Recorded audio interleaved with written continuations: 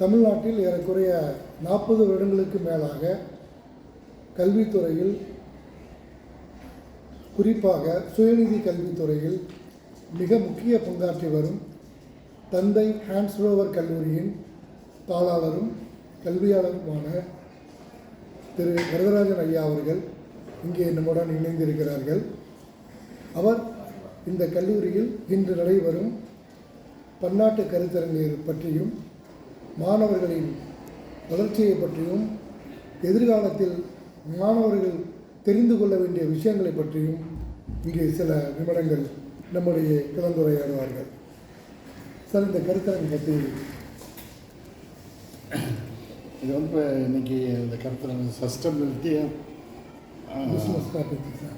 Business sir, இது வந்து நான் பார்த்துட்ருக்கேன். கிட்டத்தட்ட எல்லா வருஷமும் இந்த டாபிக் வந்து MBA படித்த மாணவர்களுக்கு, பிஜி படித்த பிகாம் போன்ற மாணவர்களுக்கு நம்ம நடத்திட்டே இருக்கிறோம்.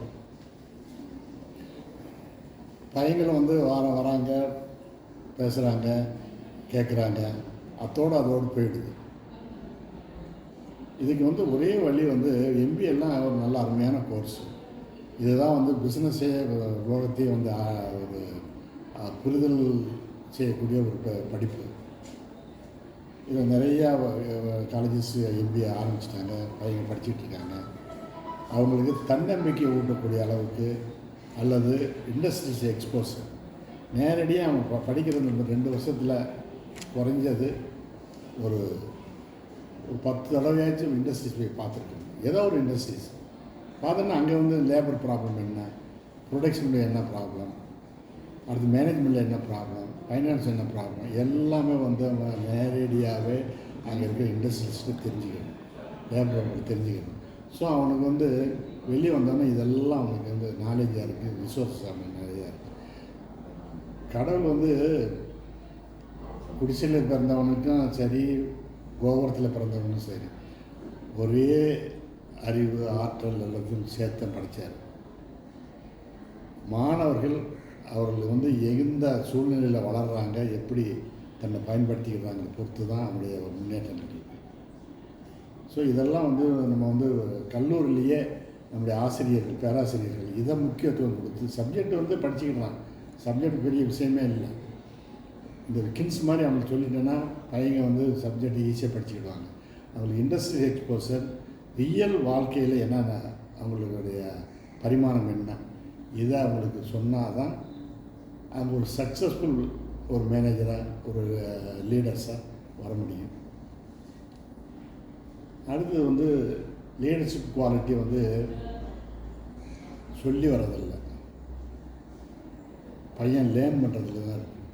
ப்ராக்டிக்கலாக வாழ்க்கையில் சொசைட்டியில் என்ன நடக்குதோ அதை லேர்ன் பண்ணுறது தான் அவனுடைய லீடர்ஷிப் குவாலிட்டியை வெளிப்படும்.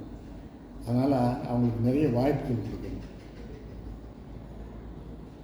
செமினார்கள், இது மாதிரி இண்டஸ்ட்ரீஸ் விசிட்டு, இது மாதிரி இப்போ அசம்பிளிக்கு போகிறது, அசம்பிளியில் என்ன நடக்குதுன்னு தெரிஞ்சுக்கணும், அசம்பிளி பற்றி தெரிஞ்சுக்கணும், அரசியலை பற்றி தெரிஞ்சுக்கணும்.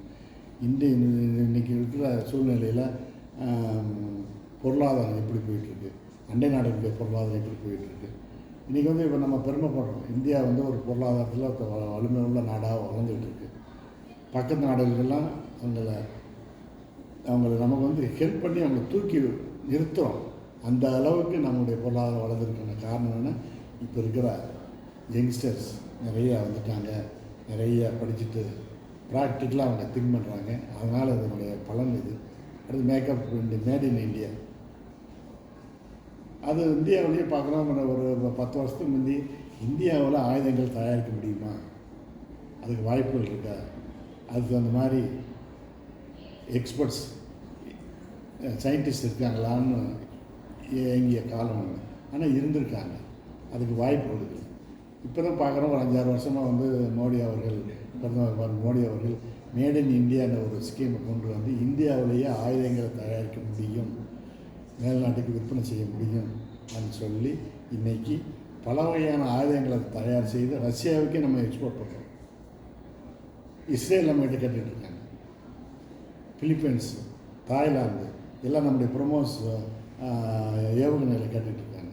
ஸோ இந்தியா வந்து ஒரு பெரிய வல்லரசு ஆகிடுச்சு. அது மட்டும் இல்லை, இராணுவத்திலையும் இந்தியா வந்து ஒரு பெரிய வல்லரசு ஆகிட்டு இருக்கு. காரணம், நல்ல பேராசிரியர்கள், நல்ல மாணவர்கள், அவங்கள திங்க் பண்ண வச்சு அவங்கள வந்து இன்றைக்கி வந்து நாட்டை கட்டமைப்பதற்கு அவர்கள் பெரிய உறுதுணையாக இருக்காங்க.